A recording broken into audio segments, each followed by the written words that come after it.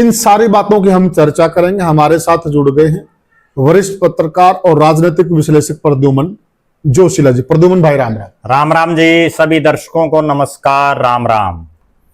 राजनीति की दुनिया की बात करो साथियों, हरियाणा विधानसभा चुनाव को लगभग 1 साल से ज्यादा का समय हो गया है और उसी टाइम से चर्चाएं चल रही थी कि कांग्रेस पार्टी किसको प्रदेश अध्यक्ष की जिम्मेदारी देगी, क्योंकि वहां से यह बात क्लियर सी हो गई थी कि जो हार हुई है, एक जीती हुई बाजी कांग्रेस हारी है, तो इस हार की जिम्मेदारी जो मौजूदा प्रदेश अध्यक्ष है उसकी बनती है और उनको जिम्मेवारी लेकर इस्तीफा दे देना चाहिए।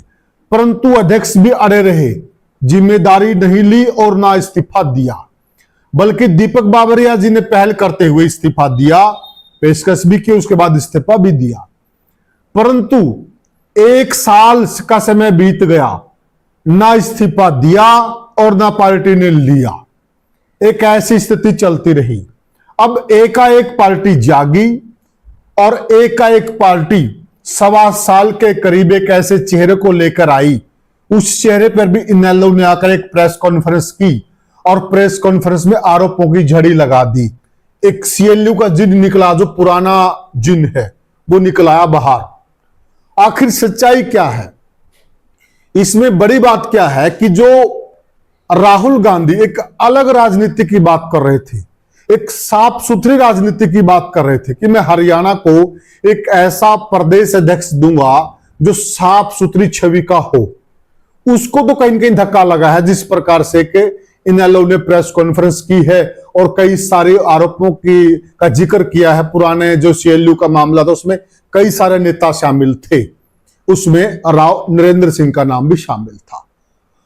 आखिर सच्चाई क्या है? अगर दूसरी तरफ देखें तो जो बीजेपी के प्रदेश अध्यक्ष हैं उन पर भी आरोप हैं। इन सारी बातों की हम चर्चा करेंगे। हमारे साथ जुड़ गए हैं वरिष्ठ पत्रकार और राजनीतिक विश्लेषक प्रद्युमन जोशीला जी। प्रद्युमन भाई राम राम। राम राम जी, सभी दर्शकों को नमस्कार, राम राम। प्रद्युमन भाई देखिए, 1 साल से ज्यादा का समय हो गया जी और सभी लोग ये मान रहे थे, हमने भी चर्चाएं की थी और कि कांग्रेस इस बार ऐसा कोई अध्यक्ष लेकर आएगी जो कांग्रेस की नैया पार लगा देगा, अच्छी छवि होगी, सबको साथ लेकर चलेगा। तो क्या मानते हैं, क्या जो कांग्रेस अब जिस चेहरे को लेकर आई है, तो आपको क्या लगता है कि यह चेहरा उन सभी बातों पर खरा उतरेगा? देखो, निश्चित रूप से कांग्रेस बहुत देर से जागी और जो काम कांग्रेस पार्टी को विधानसभा चुनाव का परिणाम आने के तुरंत बाद करना चाहिए था, उसके लिए लगभग 1 साल का उन्होंने इंतजार किया। और इस 1 साल में बार बार इस तरह की बातें उठती रही कि राहुल गांधी पता नहीं कैसे चेहरे को कमान देंगे और पता नहीं वो क्या कर देंगे किसी ऐसे चेहरे को, क्योंकि राहुल गांधी खुद बार बार ये बात कह रहे थे कि वो कांग्रेस में बहुत बड़ा परिवर्तन लाना चाहते हैं जी। और जो गुजरात में कांग्रेस का राष्ट्रीय अधिवेशन हुआ उसमें भी उन्होंने बाकायदा मंच के माध्यम से भी ये कहा था कि जो है कांग्रेस में आमूलचूल परिवर्तन वो लाएंगे। लेकिन जिस तरह से 1 साल की लगभग मेहनत कांग्रेस में राहुल गांधी ने देखा, मेहनत तो यही कहेंगे कि वो ऑब्जर्व तो कम से कम कर ही रहे थे, वो या उनकी टीम, कि किसको बनाया जाए। बहुत से नाम उछले, बहुत लोगों ने प्रयास भी किए, बहुत से नए लोगों ने भी इस चाह में रहे कि कहीं बीजेपी की तरह ही कोई नया पैंतरा कांग्रेस फेंक दे। क्योंकि बीजेपी ऐसे फैसलों के लिए जानी जाती है जिसके कांग्रेस नजदीक भी नहीं है। क्योंकि जब नायब सिंह सैनी को मुख्यमंत्री बनाया गया, किसी ने सोचा तक नहीं था कि नायब सिंह सैनी बन जाएगा। ठीक बात है, ठीक है। जब नायब सिंह सैनी को प्रदेश का अध्यक्ष बनाया गया तब भी किसी ने नहीं सोचा था। मोहनलाल बड़ौली का जब नाम आया तब भी बहुत कम लोगों ने कल्पना की थी। लेकिन अब क्या है कि बीजेपी में तो किसी को भी बना देते हैं उठा करके जी। लेकिन कांग्रेस में जिस ढंग से 2 पदों की नियुक्ति की गई, डिक्लेयर किया गया, तो दोनों में भूपेंद्र सिंह हुड्डा का तो शुरू से ये लग रहा था कि उनके अलावा कांग्रेस के पास कोई विकल्प है नहीं। ठीक बात है। और जब कोई और विकल्प ही नहीं है कांग्रेस के पास, तो उस हालात में निश्चित था कि चौधरी भूपेंद्र सिंह हुड्डा विधायक दल के नेता बनेंगे। और मैं तो ये कहूंगा कि ये कांग्रेस आलाकमान और चाहे राहुल गांधी हो, उनकी एक ये बड़ी कमजोरी रही कि जो फैसला उनको लगभग एक साल पहले लेना चाहिए था, वो फैसला उन्होंने अब लिया है। फैसला भी वही उसी आदमी को बना दिया। या तो कोई ऐसा चौंकाने वाला फैसला लेते जिससे कि मैसेज जाता कि देखो राहुल गांधी ने और कांग्रेस आलाकमान ने बड़ी सोच समझ करके नाम फाइनल किया है, तो आदमी मान भी ले, ठीक बात है। लेकिन जब बनाना ही हुड्डा साहब को था, तो फिर एक साल क्यों तो कांग्रेस आलाकमान की फजीयत करवाई? क्यों? बहुत से ऐसे लोग थे इस दरमियान, मैं भी बहुत लोगों को जानता हूं, जो विधानसभा चुनाव के परिणाम से पहले हुड्डा साहब की कोठी पर लगभग हर दूसरे तीसरे चौथे दिन हाजिरी मारने पहुंच जाते थे।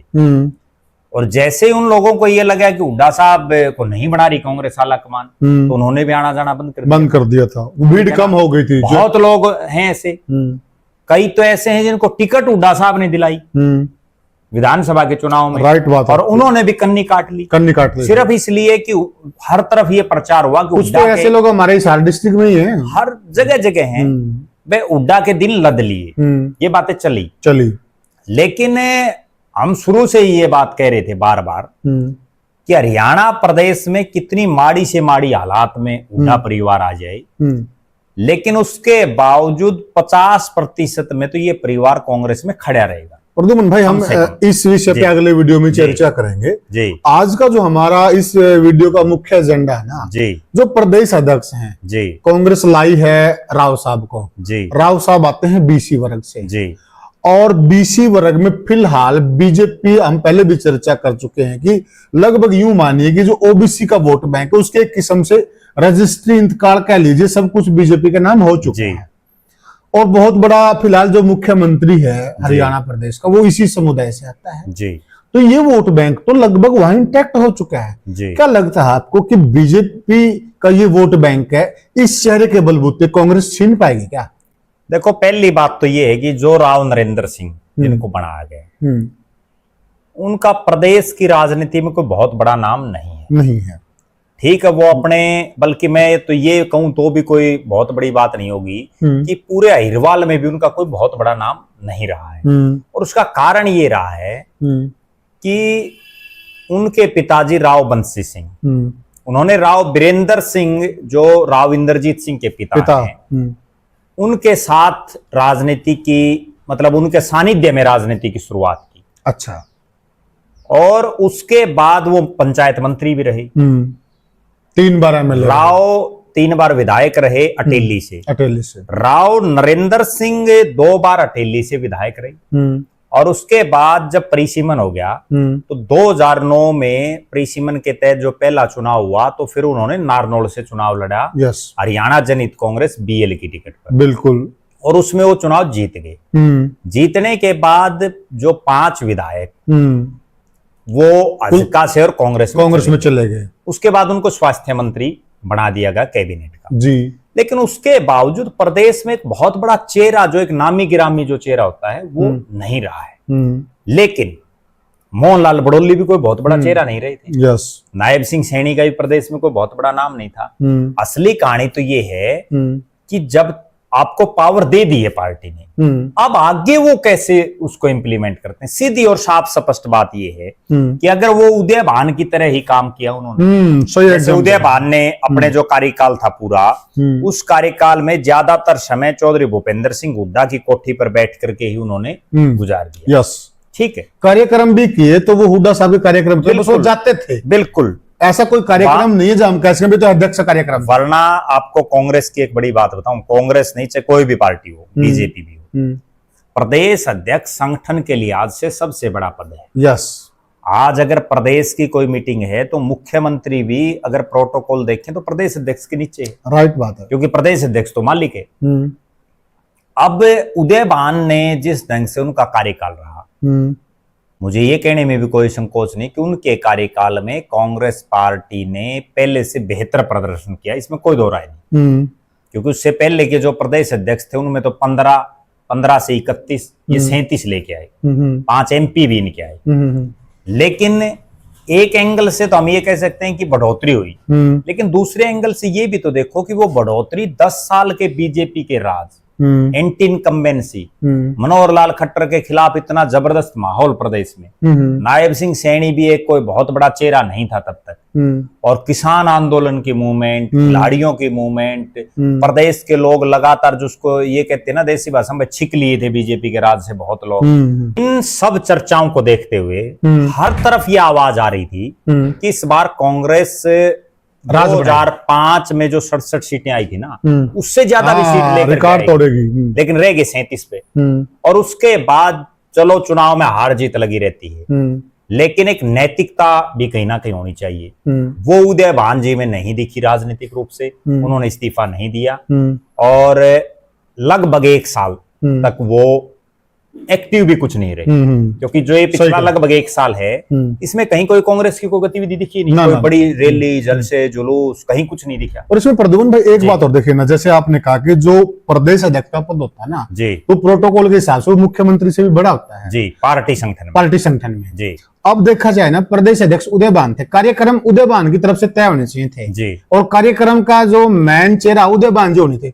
हमने देखा, आपने भी देखा, लगभग ये था कि कार्यक्रम के मैन चेहरे हुड्डा साहब ही रहे हैं, सारा मैनेजमेंट भी उन्हीं का रहा है। ये तो एक मेहमान की तरह आते थे, मतलब उससे क्या इम्पैक्ट जाएगा जनता पर, ये भी तो हमने कमी देखी है। नहीं, वो कमी देखी है तभी तो कांग्रेस का ये सिस्टम खराब हो गया, वरना तो होना तो ये चाहिए था कि ठीक है चौधरी भूपेंद्र सिंह हुड्डा विपक्ष के नेता हैं, यस, इसमें कतई कोई दो राय नहीं, वो सबसे सीनियर विधायक, सबसे सीनियर नेता, बिल्कुल सबसे बड़े चेहरे हैं, लेकिन उसके बावजूद प्रदेश अध्यक्ष अपने अलग से भी तो कार्यक्रम कर सकता था। हाँ बिल्कुल, ठीक है ना, कहीं नहीं की बिल्कुल। अब बल्कि मैं तो ये मानता हूं कि अब राव नरेंद्र सिंह जो बने हैं उन्होंने आते ही एक सबसे बढ़िया काम तो ये किया कि सबसे पहले चौधरी भूपेंद्र सिंह हुड्डा के घर पर वो गए, और जाना भी चाहिए क्योंकि प्रदेश के सबसे बड़े नेता वो हैं, ये अच्छी चीज है कांग्रेस के, इसमें कतई कोई दो राय नहीं। और उसके बाद वो बारी बारी सर जो अन्य नेता उन सबके घरों पर जा रहे हैं, बिल्कुल सबसे मिल रहे हैं। कम से कम जो राहुल गांधी ने एक जो उनका प्रयास है कि कांग्रेस में गुटबाजी खत्म हो, उस तरफ वो बढ़े तो हैं। मेरा एक चीज और भी मानना है, अगर वास्तव में कांग्रेस को कुछ कर दिखाना है, आज चौधरी भूपेंद्र सिंह हुड्डा को विधायक दल का जो नेता बना है वो कांग्रेस ने बना है, आला कमान ने बना है, राइट।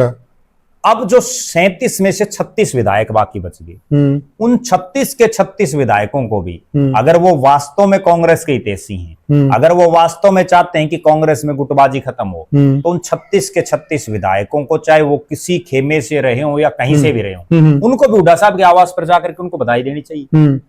अभी तो एक सिस्टम बनेगा, राइट बात है, ठीक है ना।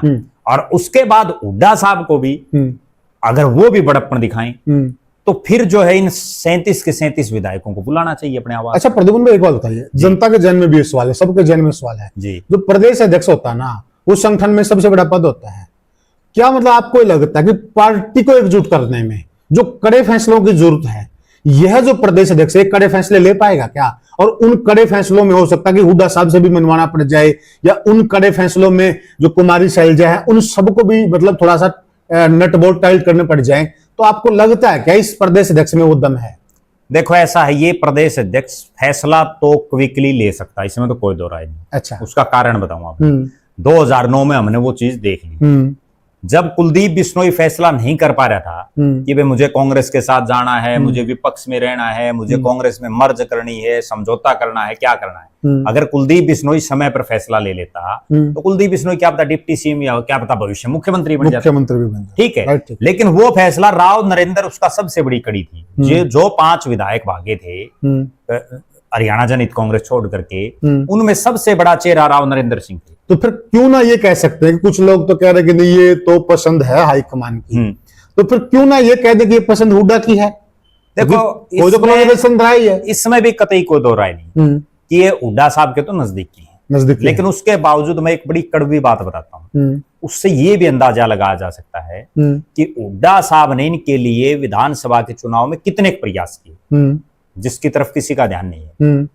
वो बात ये है कि जब 2024 का विधानसभा चुनाव था, लगभग 72 टिकटें हुड्डा साहब ने बांटी, अपने मनपसंद के लोगों को दी, राइट। आज कांग्रेस का प्रदेश अध्यक्ष वो चेहरा बना है जो 2024 के विधानसभा चुनाव में अटेली से टिकट मांग रहा था। अच्छा, उसकी इच्छा थी कि वो अटेली से चुनाव लड़े, क्योंकि अटेली ऐसा हल्का जहां 3 बार उनके पिताजी और 2 बार वो खुद रहे। सही बात है। और उससे भी जो कड़वी बात है वो ये है कि वो नारनौल से इसलिए चुनाव नहीं लड़ना चाह रहे थे। इस बात का बहुत कम लोगों को पता है कि नारनौल एक ऐसा हल्का है जहां यादव वोट बैंक के अलावा सैनी वोट बैंक जो है वो बड़ा अच्छी खासी मेजोरिटी में है। यस। और नायब सिंह सैनी के मुख्यमंत्री बनने के बाद वो सैनी वोट बैंक बीजेपी की तरफ शिफ्ट है। यस। उससे पहले वहां वो जो सैनी वोट बैंक था वो चौटाला साहब के साथ था। यस। क्योंकि वहां का एक बहुत बड़ा चेहरा था उस इलाके का, बानाराम सैनी। वो बानाराम सैनी को चुनाव भी लड़ाया। आजकल उनकी जो पुत्र वधु है उसको भी चुनाव लड़वा, कमलेश सैनी को। और अभी वो कमलेश सैनी वहां नगर परिषद की चेयरमैन है नारनौल की। तो बानाराम सैनी एक बड़ा चेहरा था उस इलाके में। जी जी। और उसी इलाके के एक सैनी को चौधरी देवीलाल की पार्टी ने कुरुक्षेत्र से जाकर के चुनाव लड़ा दिया था जी, जिसका बहुत कम लोगों को पता है। ठीक बात है। ठीक है। तो वहां जो सैनी वोट बैंक है वो मेजोरिटी में बीजेपी की तरफ स्वीप होना था, ये निश्चित था। और राव नरेंद्र को भी इस बात का अंदाजा था। बिल्कुल। और बिना सैनी वोट के वो चुनाव भी नहीं जीत सकते थे, क्योंकि यादव कैंडिडेट बीजेपी का भी है, ओम प्रकाश यादव, जो 2 बार पहले से विधायक था। बिल्कुल। राव इंद्रजीत सिंह का उस इलाके में प्रभाव है। बिल्कुल। फिर सैनी वोट फिर प्लस हो गए। तो राव नरेंद्र सिंह को बिल्कुल निश्चित ये लग रहा था कि नारनौल से उनकी हार निश्चित है। अच्छा। और इसीलिए वो चाह रहे थे कि वो अटेली से चुनाव लड़े। तो फिर किसने फंसवाया वहां? अगर अटेली से वो चुनाव लड़ लें तो अटेली में एक तो 2009 से पहले उन्होंने लड़े थे। उसके बाद कई साल में जब कोई नेता पुराने हल्के में जाता है तो लोगों में कोई नाराजगी होती है, कार्यकर्ता वो भी दूर हो जाती है, नेचुरल बात है। ठीक है। लेकिन वहां हुआ क्या कि कांग्रेस ने टिकट दे दिए कन्या नेता को, नेत्री को, और राव नरेंद्र को मजबूरीवश फिर नारनौल से फिर चुनाव लड़ाना पड़ा। और नारनौल से वो हार गए। मेरा ये मानना है कि अगर वो अटेली से चुनाव लड़ते तो हो सकता है परिणाम कुछ और होता। अच्छा, अब तो वहां कांग्रेस 3 नंबर पर ही है। एक बड़ा सवाल है ना सबके, डीएसपी का कैंडिडेट 2 नंबर पर है अटेली में, प्रद्युमन भैया। रतरलाल अटेली की बात होगी। बड़ा सवाल ये है कि क्या जो ओबीसी का वोट बैंक है, जो किसी जमाने में इस बेल्ट का ये सारा वोट बैंक कांग्रेस के साथ ही होता था, अगर हम पुराने चुनाव उठाकर देखें, तो क्या ये चेहरा ये वोट बैंक को ले आएगा जो कि नायब सिंह सैनी के होते हुए? ये एक बड़ा सवाल है। देखो, नायब सिंह सैनी का उस इलाके में कोई बहुत बड़ा प्रभाव नहीं है। केवल जो सैनी वोटर हैं उनमें प्रभाव है, इसमें कोई दो राय नहीं। ठीक है। वहां सबसे बड़ा चेहरा है राव इंद्रजीत सिंह। और जो बात हम ये कहते हैं ना भाई कांग्रेस के साथ था वो एरिया उस समय भी राव वीरेंद्र सिंह के परिवार के साथ था। और राव वीरेंद्र सिंह का परिवार कांग्रेस में था। समय समय पर बहुत से लोग उस इलाके में ऐसे हुए हैं जिन्होंने राव वीरेंद्र सिंह के परिवार को टक्कर देने का काम किया है। और कई बार इनके परिवार को हराया भी है, इसमें भी कोई दो राय नहीं। हराया भी है, राजनीति खेल है। लेकिन हराने के बाद क्या है कि वो बहुत बड़े नेता नहीं बन पाए। किसी ने अपना हल्का बदल दिया। अब राव नरबीर सिंह ने हराया, लेकिन राव नरबीर सिंह ने पता नहीं कितने हल्के, उनको खुद को भी क्या पता ध्यान है या नहीं है। वो ऐसे नेता हैं कि जिन्होंने 5 लगातार चुनाव 5 अलग अलग हल्कों से लड़े, 5 अलग अलग पार्टियों से लड़ लिए। ठीक है ना, ठीक बात है। तो उनकी टक्कर नहीं ले पाया कोई। अब आज भी वही हालात है। अहिरवाड़ में सबसे बड़ा चेहरा राव इंद्रजीत सिंह का है, कोई दो राय नहीं। ठीक है, प्रदेश अध्यक्ष बना दिया, लेकिन प्रदेश अध्यक्ष बनने के बाद वो उस पावर को कितना यूज करते हैं जी, ठीक है ना, वो कितने बड़े चेहरे बन पाते हैं। असली कहानी तो ये है। इसमें फिर एक सवाल ये भी अभी तक आप एक चीज और देखो, प्रदेश अध्यक्ष बन गए, कई घंटे बीत चुके हैं प्रदेश अध्यक्ष बनने के बाद। बिल्कुल। अगर अहिरवाड़ के एक नेता को राव निहाल सिंह के बाद लगभग 50 साल बाद किसी को प्रदेश अध्यक्ष बनाया है, बिल्कुल सही बात है। ठीक है, कितने होर्डिंग पोस्टर लग गए उनकी, कुछ चर्चा, कितना प्रचार प्रसार चल रहा है राव नरेंद्र सिंह को बनाने से। बल्कि मेरे पास तो ऐसे लोगों के फोन आ रहे हैं जो नाराज उनसे, नाराज हैं, यादवों के फोन आ रहे हैं, कांग्रेस के जो यादव उनके फोन आ रहे हैं कि भाई गलत डिसीजन ले लिया। और खुद कैप्टन अजय सिंह यादव ने तो बाकायदा सोशल मीडिया पर लिख दिया। बिल्कुल बिल्कुल, जो सबसे सीनियर नेता है इस इलाके में कांग्रेस के पास, उसने भी आरोपों का जिक्र किया। ठीक है ना, उन्होंने तो स्पष्ट लिख दिया कि भाई ऐसे आदमी को बना दिया। बिल्कुल सही बात है। हालांकि मैं इस चीज में एक बड़प्पन राव नरेंद्र का ये मानता हूं कि वो इतना कुछ लिखने के बावजूद पलटकर जवाब नहीं, कैप्टन अजय सिंह यादव के घर पर गया आशीर्वाद लेने के लिए, राव दान सिंह से भी मिले, तो कहीं ना कहीं वो दर्शा रहा है कि वो कोशिश तो कर रहे हैं। अब वो कोशिश कितनी की इंप्लीमेंट होती, कोशिश तो अशोक तंवर ने भी करी थी, खूब पूरा हरियाणा में साइकिल चलाई, और शायद इतनी कोशिश किसी ने भी नहीं की, लेकिन कुछ नहीं बन पाया। ठीक है ना, कई बार क्या है कि कोशिश करने से भी सारे काम ठीक नहीं होते। अच्छा प्रद्युमन भाई, देखिए आपने एक बहुत बड़ी बात कही कि जी। जो इस क्षेत्र का वोट बैंक है वो पार्टी छोड़िए, वो परिवार के साथ, बिल्कुल। रामपुरा हाउस के साथ है। तो क्या फिर ये कांग्रेस ने गलती नहीं कर ली क्या? अभी चर्चाएं थी, कुछ थी तो चर्चाएं कि भाई हो सकता है राव इंद्रजीत बीजेपी में गए थे सीएम की चाहत के लिए, वो चाहत उनकी पूरी नहीं हुई है, तो अंदर खाते कहीं न कहीं वो नाराज हैं, तो हो सकता है कि वो दोबारा से कांग्रेस में लौट आए।